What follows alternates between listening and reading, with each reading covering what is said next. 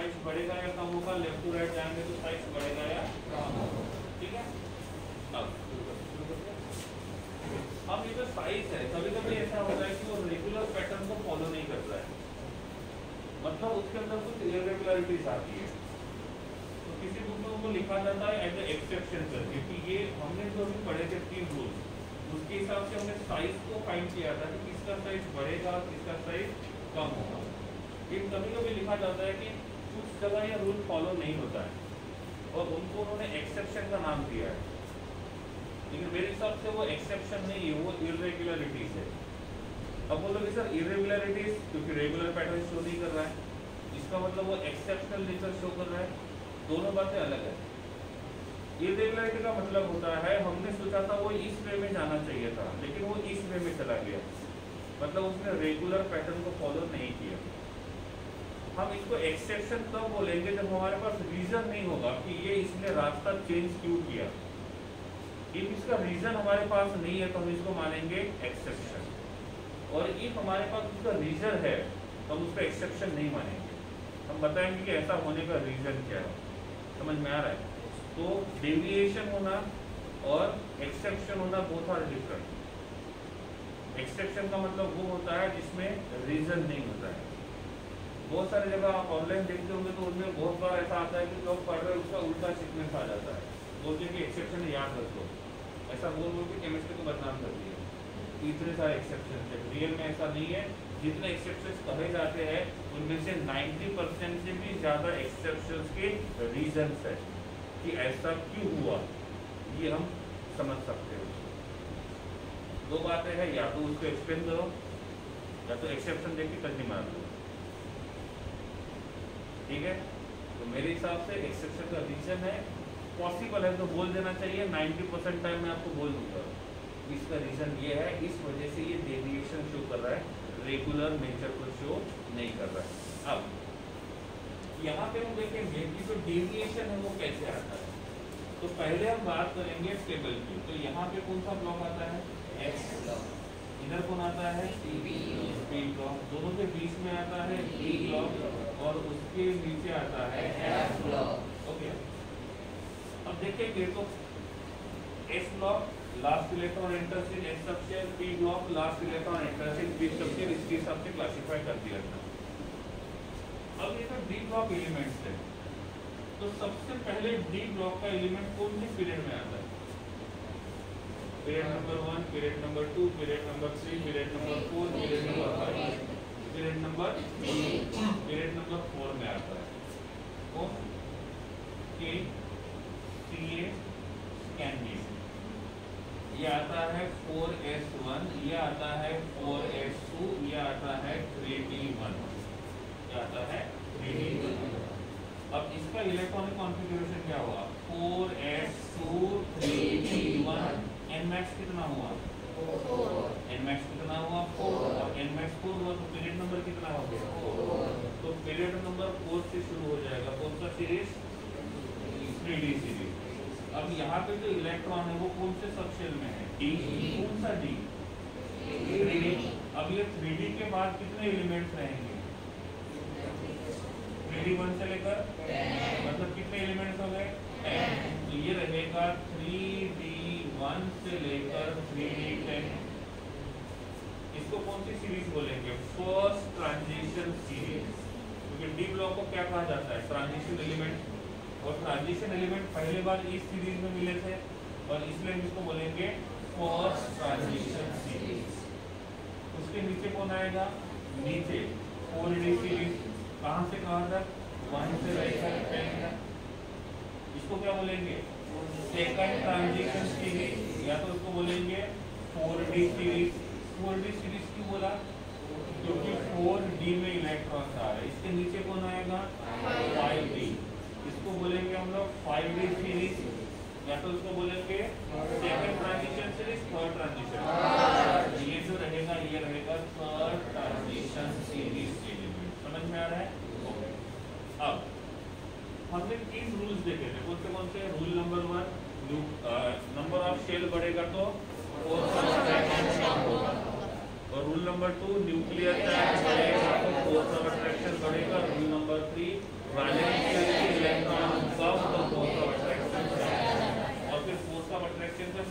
साथ रिलेशन देखा था, ठीक है।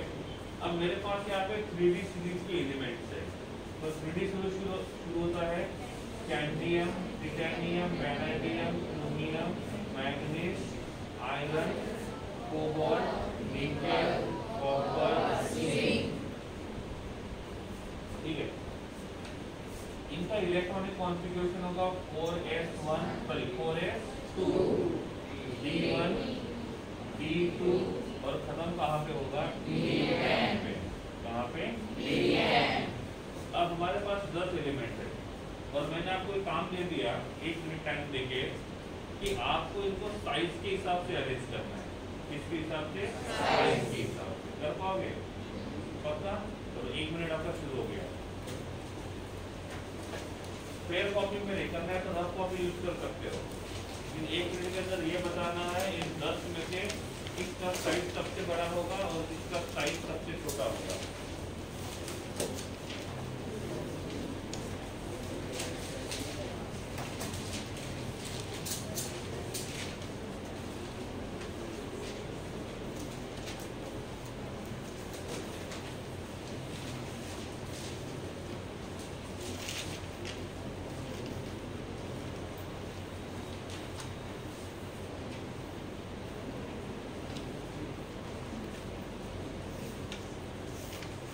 कैडमियम शुरू होता है 21 से, कहाँ से? 21 से और ये खत्म होता है 30।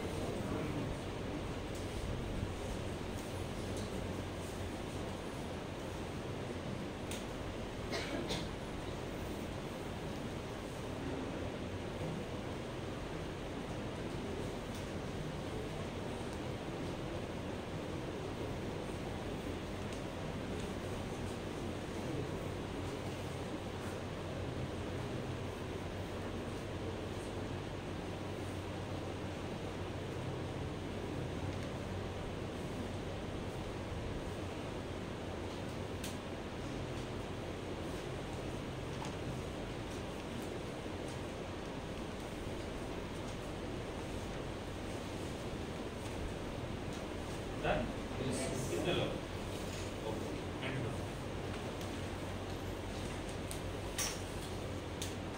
सबसे बड़ा साइज, सबसे छोटा,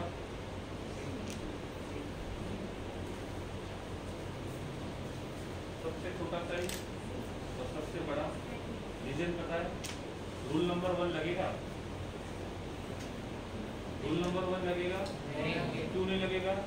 सबके लिए एनमैक्स कितना है? 4। रूल नंबर 1 नहीं लगेगा। रूल नंबर 2 न्यूक्लियर चार्ज, सबसे कम न्यूक्लियर चार्ज कैडमियम का है और सबसे ज्यादा न्यूक्लियर चार्ज जिंक का है। तो जिसका न्यूक्लियर चार्ज ज्यादा और साइज तो सबसे छोटा साइज और सबसे बड़ा साइज। पक्का? रीजन लिख सकते हो? रीजन क्या लिखोगे? लेफ्ट टू राइट जाएंगे, नंबर ऑफ शेयर कांस्टेंट रहेंगे, फिर न्यूक्लियर चार्ज बढ़ेगा। एक एक सब लिखना पड़ेगा ना कि नंबर ऑफ शेयर सेम रहेंगे, न्यूक्लियर चार्ज बढ़ेगा, फोर्स ऑफ अट्रैक्शन बढ़ेगा और साइज कम होगा, इसलिए हमने ट्रेंड ऐसा लिखा। सही है गलत? सही। अब मुझे यहाँ पे ग्राफ निकालना है साइज वर्सेस एटॉमिक नंबर। कौन सा? Size versus atomic number. तो जिसका साइज बड़ा है वो टॉप में रहेगा और जिसका साइज छोटा है वो बॉटम में। यहाँ Z मतलब एटॉमिक नंबर, जिसका एटॉमिक नंबर कम है वो सामने आएगा और जिसका एटॉमिक नंबर ज्यादा है वो पीछे जाएगा। समझ में आ रहा है? अब ग्राफ प्लॉट करेंगे तो इंक्रीजिंग आएगा डिक्रीजिंग आएगा? मतलब एटॉमिक नंबर बढ़ेगा तो साइज बढ़ेगा या कम होगा? लेकिन वो एकदम स्ट्रेट लाइन नहीं आएगा, वो कर्व लाइन आएगा। स्ट्रेट लाइन तब आता है जब डिफरेंस जो रहेगा वो एग्जैक्टली सेम रहेगा, साइज का डिफरेंस। लेकिन साइज का डिफरेंस जो रहेगा वो एग्जैक्टली सेम नहीं होगा तो वो स्ट्रेट लाइन नहीं आएगा, वो कर्व लाइन आएगा। तो इनका जो ग्राफ रहेगा वो ऐसा आता है। तो खत्म कहाँ पे होगा? और शुरू कहाँ पे होगा? ये ग्राफ ऐसा क्यों है एक्सप्लेन कर सकते हो? पक्का? तो 4 पॉइंट में लिख देना है। हो जाओ शुरू। हेडिंग लिखो। irregularities in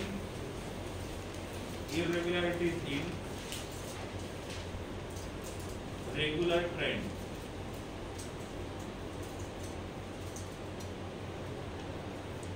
Regular trend. Capital A, उसका नाम मत लिखो, ठीक है, थोड़ा इसके बाद बता रहा हूँ, उसके नीचे ये लिख देना, 2 लाइन छोड़ के लिखो, फॉर 3D सीरीज, और 3D सीरीज, और एक ग्राफ निकाल कर उसको एक्सप्लेन करना है।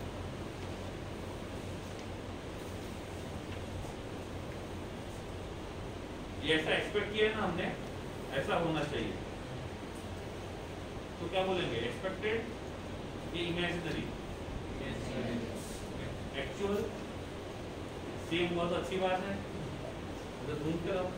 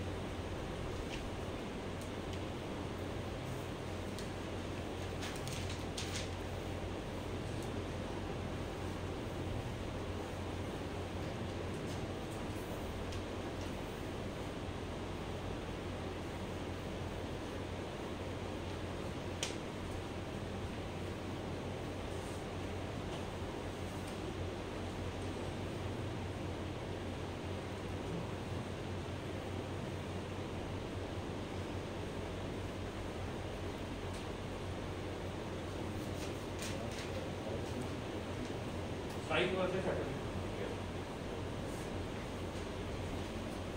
साइज वर्सेस एटॉमिक नंबर, यहाँ पे साइज मिनिमम होगा, यहाँ साइज मैक्सिमम होगा, यहाँ एटॉमिक नंबर मिनिमम होगा, और यहाँ एटॉमिक नंबर मैक्सिमम होगा।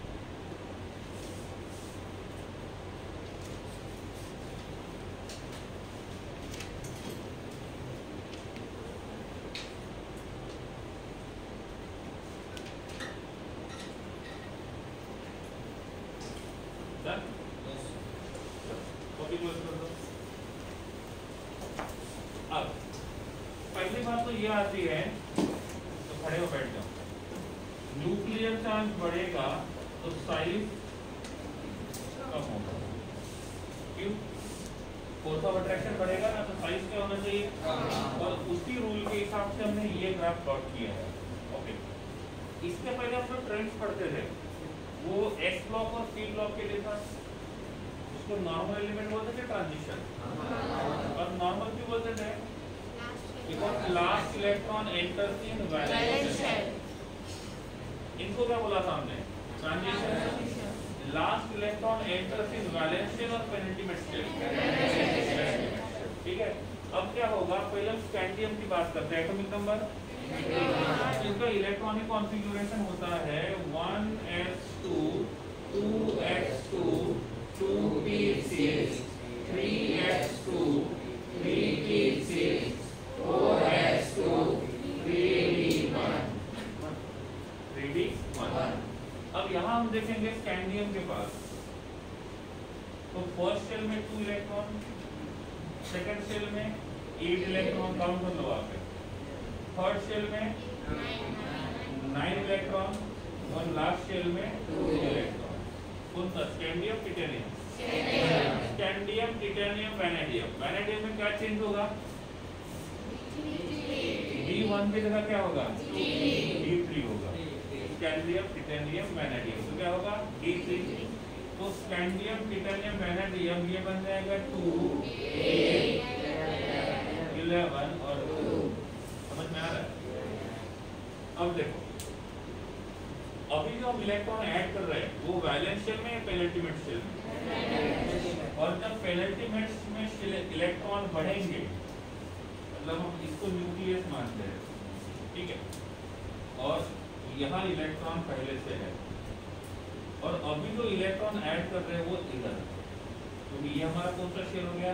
वैलेंस, और ये हो गया पेनिट्रिमेंट। इसको बोलेंगे वैलेंस शेल, इसको बोलेंगे पेनिट्रिमेंट शेल। तो जब इलेक्ट्रॉन पेनिट्रिमेंट शेल में ऐड करेंगे तो ये जो इलेक्ट्रॉन है वो क्या करेगा? साइज हमेशा वैलेंस इलेक्ट्रॉन और न्यूक्लियस के बीच का होता है। तो ये जो हमने इलेक्ट्रॉन ऐड किया है वो इनर वाले शेल में, तो ये पेनिट्रिमेंट शेल का इलेक्ट्रॉन इन दोनों के बीच का इंटरेक्शन बढ़ाएगा या कम करेगा? इस इफेक्ट को कौन सा इफेक्ट बोलेंगे? Shielding effect. क्या बोलेंगे? Shielding effect. और शील्डिंग इफेक्ट बढ़ेगा मतलब जब यहाँ पे हम इलेक्ट्रॉन्स बढ़ाएंगे, इसमें पेनिट्रिमेंट शेल में, और जब पेनिट्रिमेंट शेल में इलेक्ट्रॉन बढ़ाएंगे तो ज्यादा इलेक्ट्रॉन रहेंगे किसके बीच में? वैलेंस इलेक्ट्रॉन और न्यूक्लियस के बीच में। तो शील्डिंग इफेक्ट ज्यादा होगा या कम होगा? अरे शील्ड करने का काम कौन कर रहा है? Inner electron, outer electron. और जितने इनर इलेक्ट्रॉन बढ़ते जाएंगे उतना ही शील्डिंग इफेक्ट बढ़ते जाएगा, और जितना शील्डिंग इफेक्ट बढ़ेगा उतना इन दोनों के बीच का फोर्स ऑफ अट्रैक्शन कम होगा, और फोर्स ऑफ अट्रैक्शन कम होगा तो साइज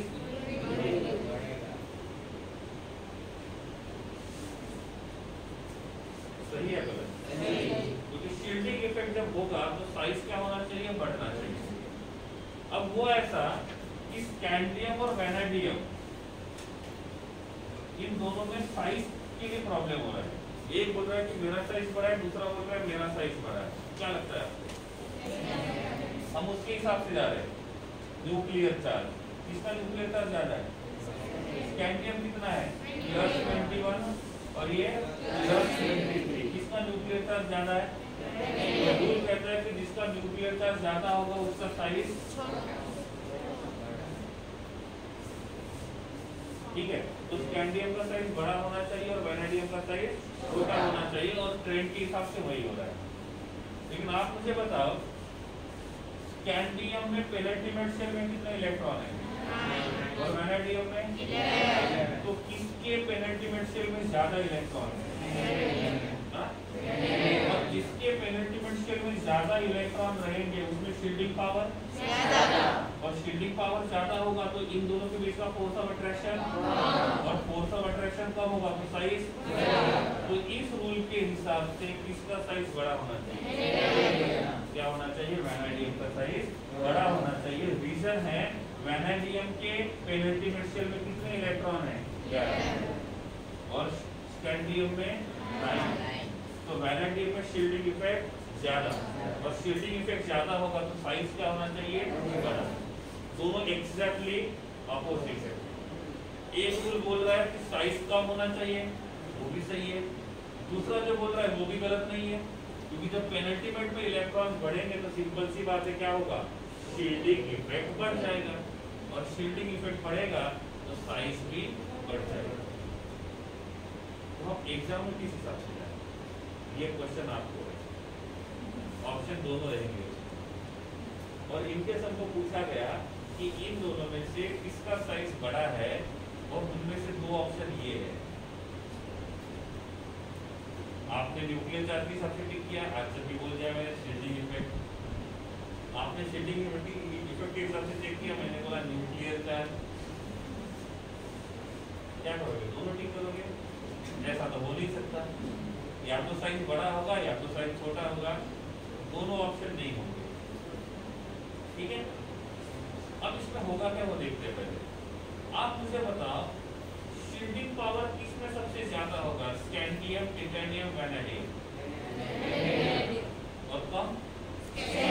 मतलब ये बोल सकते हैं हम लोग स्कैंडियम से जिंक की तरफ जाएंगे तो शील्डिंग इफेक्ट पक्का। तो सबसे ज्यादा शील्डिंग इफेक्ट कहाँ होगा, स्टार्टिंग में या एंडिंग में? एंडिंग में। तो शील्डिंग पावर ज्यादा इफेक्ट कहाँ पे होगा, एंडिंग में। तो स्टार्टिंग में क्या होगा, स्कैंडियम में एक इलेक्ट्रॉन आगे आ गया, ये इलेक्ट्रॉन बोल रहा है कोई बात नहीं, अपनी एटम का इलेक्ट्रॉन है, फिर एक और आ गया वो भी एडजस्ट कर लिया,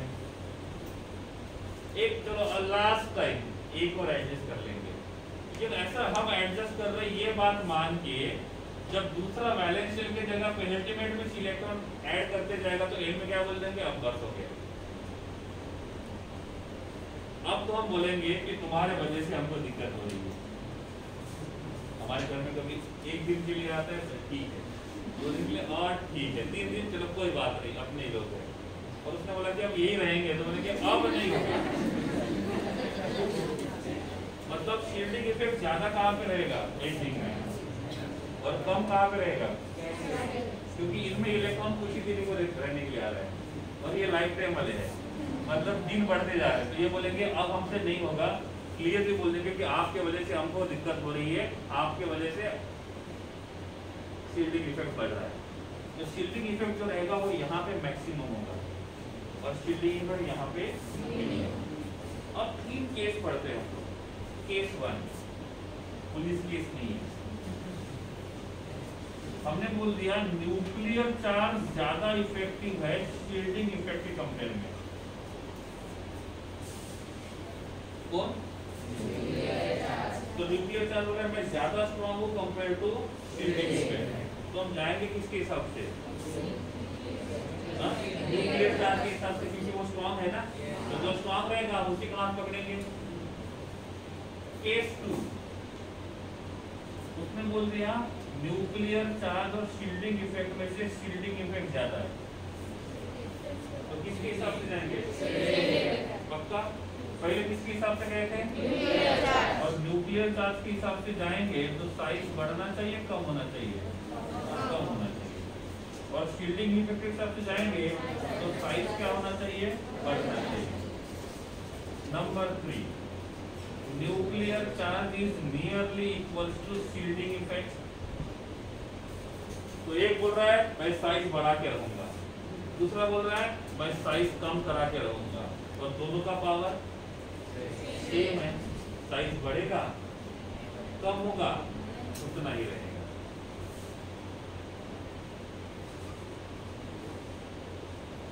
कितने केस हो गए, 3। तो शील्डिंग इफेक्ट ज्यादा, साइज बढ़ जाएगा, शील्डिंग इफेक्ट कम, और दोनों इफेक्ट सिमिलर रहेंगे तो साइज जो रहेगा वो चेंज नहीं होगा, होगा तो इतना चेंज होगा कि वो हम समझ भी नहीं पाएंगे, इतना कम होगा कि हम समझ भी नहीं पाएंगे, मतलब निग्लिजिबल चेंज होगा। ठीक है, अब ये तीनों केस, अब मुझे बताओ इन सब में से किसके पास शील्डिंग इफेक्ट ज्यादा होना चाहिए, मतलब ये एंड में जाएंगे तो ये वाला केस लगेगा, कौन सा,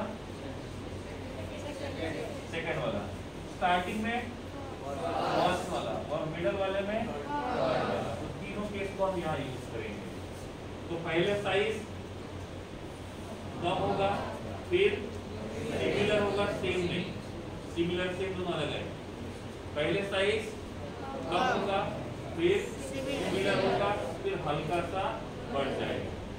तो ये वाला जो ग्राफ एक्चुअल में जो आएगा वो ऐसा आएगा, शुरू वही से होगा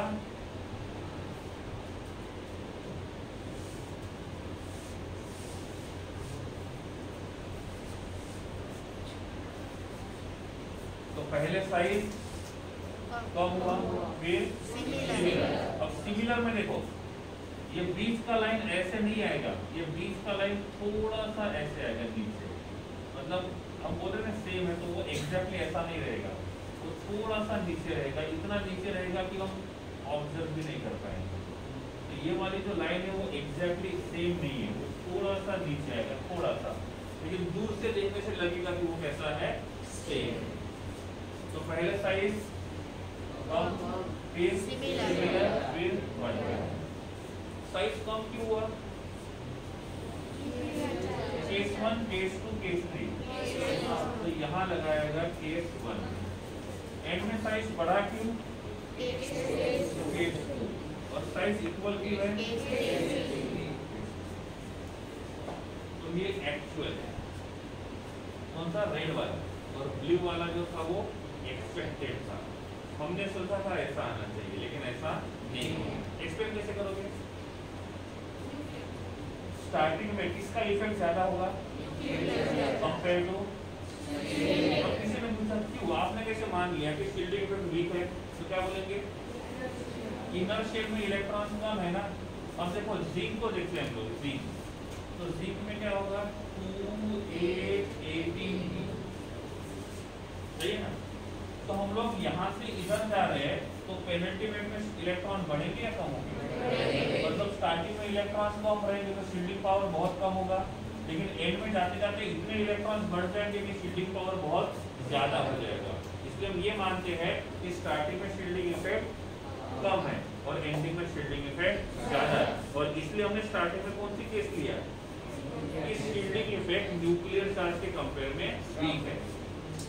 एंड में क्या देखा? शील्डिंग इफेक्ट न्यूक्लियर चार्ज के कंपेयर में स्ट्रॉन्ग है। क्यों? क्योंकि इलेक्ट्रॉन बढ़ के देखो कितने हैं, 80, और इसलिए बीच में दोनों एक दूसरे को क्या करेंगे? कैंसिल आउट करेंगे। टोटल कितने एलिमेंट्स हैं? अब क्वेश्चन ये है सर, हम आपने ये तो समझा दिया ठीक है कि पहले साइज कम होगा, फिर सिमिलर होगा, फिर बढ़ जाएगा, लेकिन कहाँ तक कम होगा, कहाँ तक सिमिलर होगा और कहाँ से बढ़ेगा, वो भी पता होना चाहिए। कितने एलिमेंट्स है सर? ऐसा तो नहीं है कि पहले 2 एलिमेंट में कम हुआ, फिर 2 से 7 में सिमिलर हुआ और 7 के बाद बढ़ गया। ऐसा तो नहीं पहले 5 में कम हुआ, फिर 2 में सिमिलर हुआ और लास्ट में बढ़ गया। तो इसके लिए एक नंबर आता है, उस नंबर को याद रखो, काम हो जाएगा। नंबर आता है 532।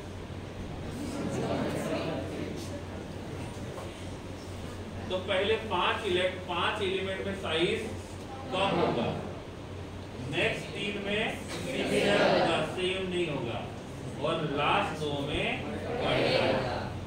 तो पहले 5 के लिए कौन सी केस?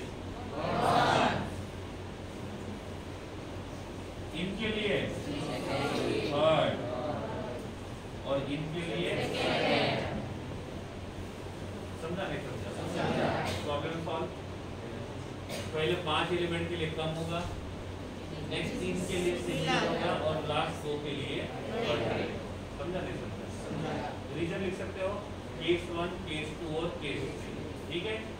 और ये आता है ट्रांजिशन एलिमेंट्स में। कहाँ आता है? Transition elements. और इसलिए आपको कैपिटल ए में जगह छोड़ने के लिए बोला था, वहां पे लिखना है फॉर ट्रांजिशन एलिमेंट, अभी नहीं, बाद में क्या लिखना है? For transition elements. अब आपने जो ग्राफ प्लॉट किया था, तो इसके यहाँ लिखोगे आप एक्सपेक्टेड ग्राफ, उसका रीजन तो आपने लिख लिया। अब इसको ड्रॉ करके, मतलब उसी ग्राफ में अलग इन से इसको लिखोगे एक्चुअल ग्राफ, और अब आप उसी के नीचे लिखोगे एक्चुअल ग्राफ ऐसा होने का रीजन क्या है। लिख सकते हो? ऑप्शन नहीं है, लिखना ही है, हो जाए। कैपिटल ए में क्या लिखोगे? और ट्रांजिशन एलिमेंट।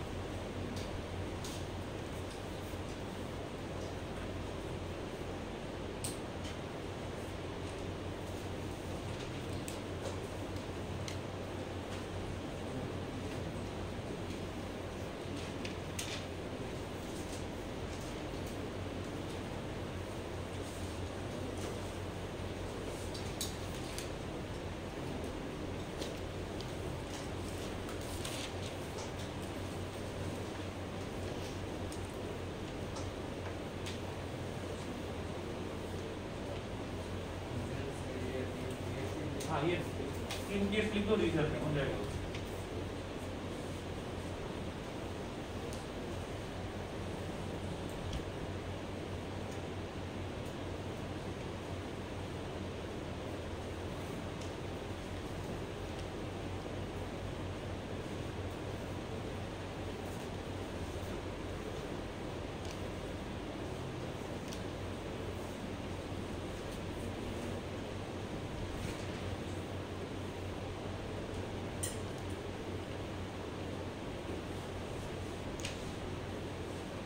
ये ट्रेंड बिगड़ा किसके वजह से?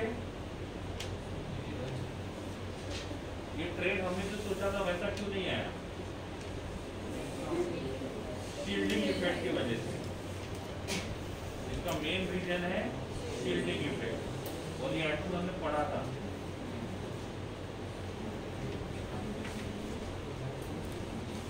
बहुत दिनों पहले, once upon a time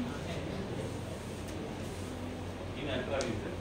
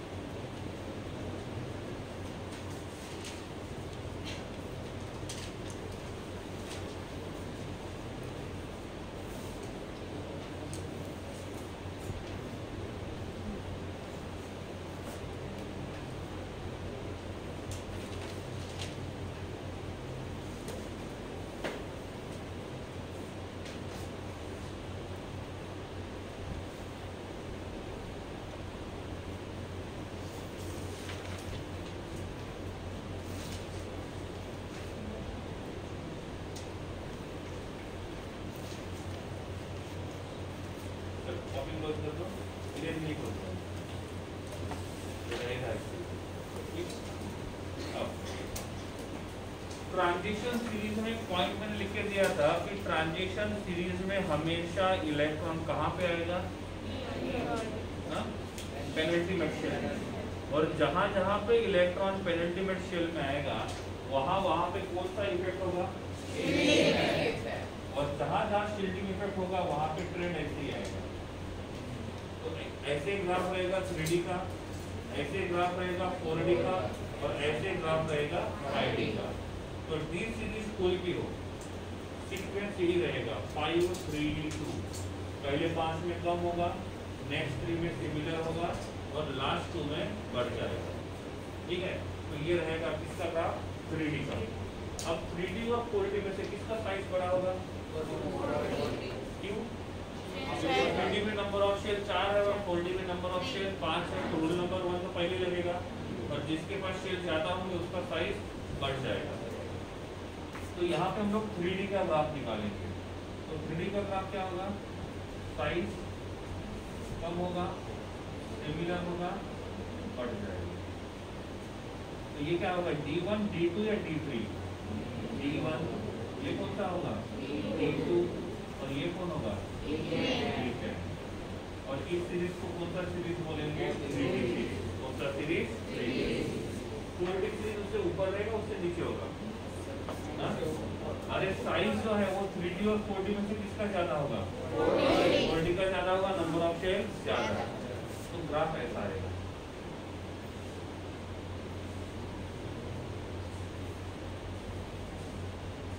ये कौन होगा, D1 या D10? यहाँ कौन होगा, और यहाँ कौन होगा, कौन सा D2, 3D का या 4D का? 4D। इससे ऊपर कौन होगा,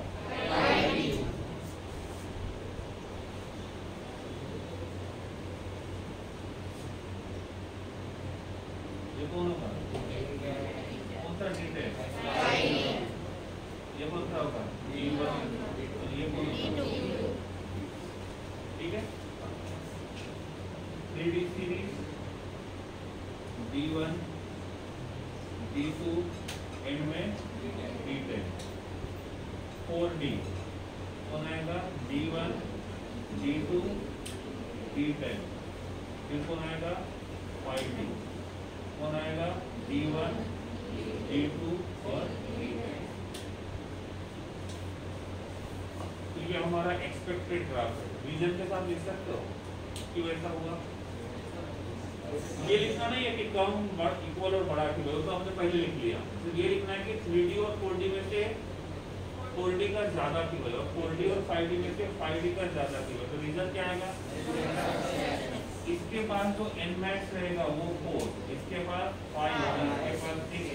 छोटे बच्चों को भी पता है कि जिसके पास नंबर ऑफ शेयर ज्यादा रहेंगे उसका साइज बड़ा रहेगा। तो इसलिए 5D का साइज सबसे बड़ा है और 4D का साइज उससे छोटा, और 3D का साइज सबसे छोटा। समझा नहीं समझा? अब टेक्स्ट बुक है, उसका टेबल दिया हुआ है, निकालो।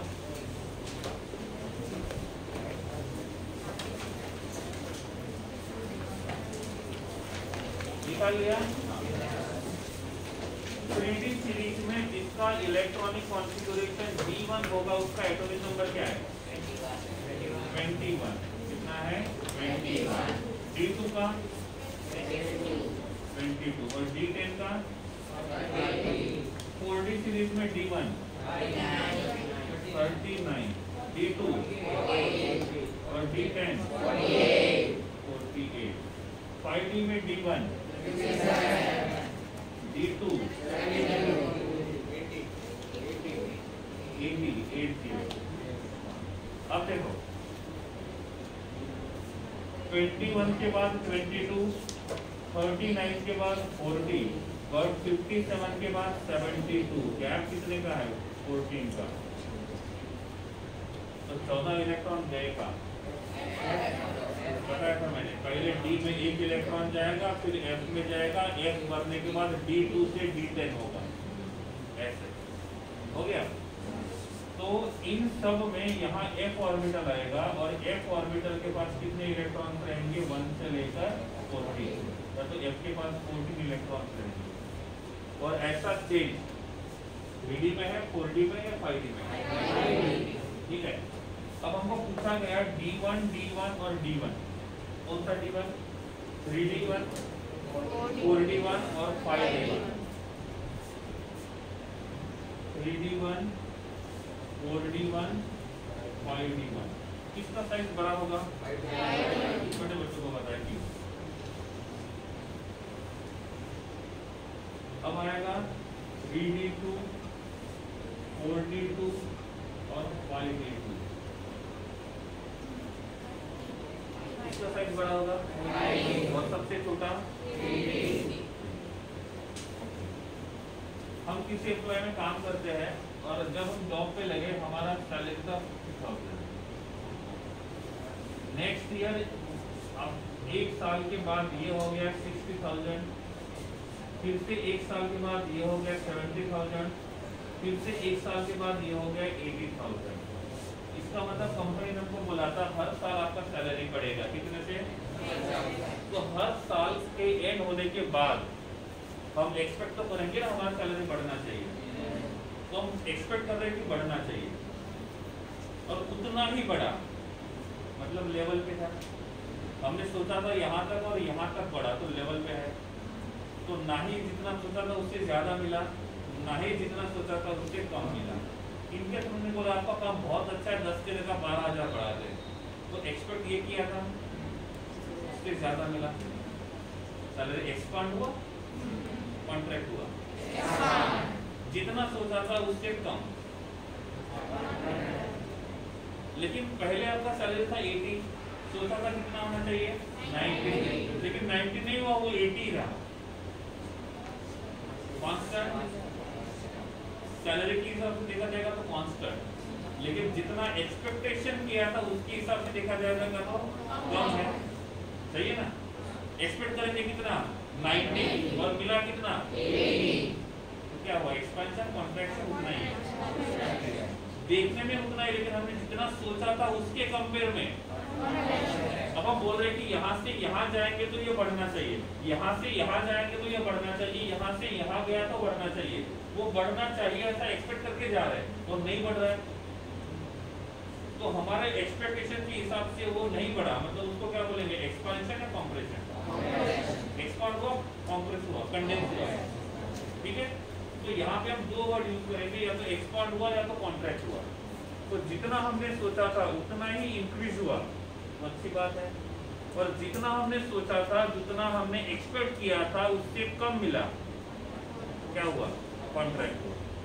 तो ये जो ग्राफ है 3D और 4D का वो सही है, 4D और 5D का भी सही है, लेकिन एक लिमिट तक। रियल में जो ग्राफ आता है वो ऐसा आता है,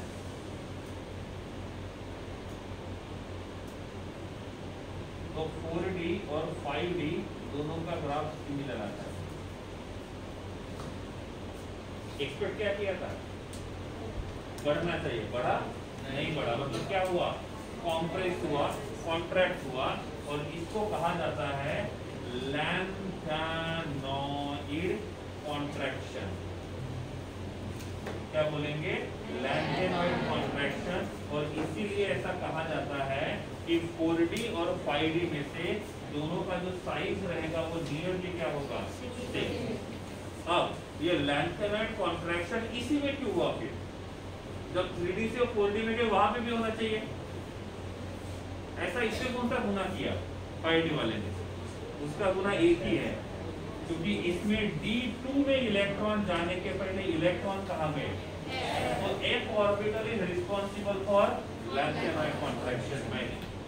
तो लैंथेनॉइड कॉन्ट्रैक्शन के लिए रिस्पॉन्सिबल कौन है, और F में इलेक्ट्रॉन कब गए, लैंथेनम के बाद या लैंथेनम के पहले, लैंथेनम के बाद, और लैंथेनम के बाद जो सीरीज आती है उसको बोलते हैं लैंथेनॉइड सीरीज, और उस सीरीज की वजह से गड़बड़ हो गई है, और इसीलिए इस गड़बड़ को नाम देंगे लैंथेनॉइड कॉन्ट्रैक्शन, उनका नाम देंगे जिनकी वजह से हुआ है। अब लैंथेनम के बाद हुआ ना, उसके पहले तो नहीं हुआ, और इसीलिए 3D से बड़ा 3D 1 से बड़ा साइज रहेगा 4D 1 का, और 4D 1 से बड़ा साइज रहेगा 5D 1 का, लेकिन उसके बाद जितने भी रहेंगे उसमें 4D वाले का साइज और 5D वाले का साइज जो रहेगा वो कैसा रहेगा इक्वल। तो हम यहाँ से कंक्लूजन निकाल सकते हैं कि 3D से बड़ा साइज रहेगा 4D का, और 4D का सिमिलर साइज किसका रहेगा 5D का, लेकिन इसमें एक ही एक्सेप्शन है, कौन सा D1 वाला, कौन सा D1 वाला। अब किसी ने पूछा D1 वाला ही क्यों, तो हम क्या बोलेंगे क्योंकि जो F ऑर्बिटल में इलेक्ट्रॉन गए हैं वो D1 के बाद, और गड़बड़ करने वाला जो है वो D1 के बाद आया था, और इसीलिए D1 में कोई चेंज नहीं होगा, D1 के बाद चेंज होगा। अब ये क्यों बताया, उसका रीजन हर बुक में यही लिखा जाएगा, 3D से ज्यादा साइज 4D का है और 4D का सिमिलर साइज 5D का है। अब एग्जाम में पूछने वाले क्वेश्चन भी देखो कहां से ढूंढेंगे, वो आपको ये नहीं पूछेंगे, वो आपको ये पूछेंगे, और इनमें एक ऑप्शन क्या रहेगा पता है क्या, 4D और 5D का साइज सिमिलर है, लेकिन क्वेश्चन को देखना है उन्होंने क्वेश्चन में डी लिख के नहीं छोड़ा है, उन्होंने D1 लिख के छोड़ा है, और वो D1 होता है तो 4D और 5D में से किसका साइज बड़ा रहेगा? 5D। लेकिन यहाँ पे इलेक्ट्रॉन को मेंशन नहीं किया है तो ये वाला, और इलेक्ट्रॉन को मेंशन किया है और इलेक्ट्रॉन एक ही है तो ये, और अदर्स इलेक्ट्रॉन रहेंगे तो ये हमेशा फॉलो करेंगे एक ही जगह छोड़ के इसको। इसमें ऐसा क्यों हुआ, उसका रीजन क्या आएगा? क्योंकि ये जो गड़बड़ करने वाला था, जो सीरीज था f ऑर्बिटल का, वो f ऑर्बिटल का सीरीज 5D1 के बाद आया, और इसीलिए इफेक्ट किसके ऊपर नहीं है? 5D1 के ऊपर नहीं है, लेकिन 5D2 के ऊपर होगा, और उसके बाद सभी के ऊपर होगा, और इसलिए ये सभी के लिए एप्लीकेबल रहेगा। तो इर्रेगुलरिटी नंबर 2 कौन सा?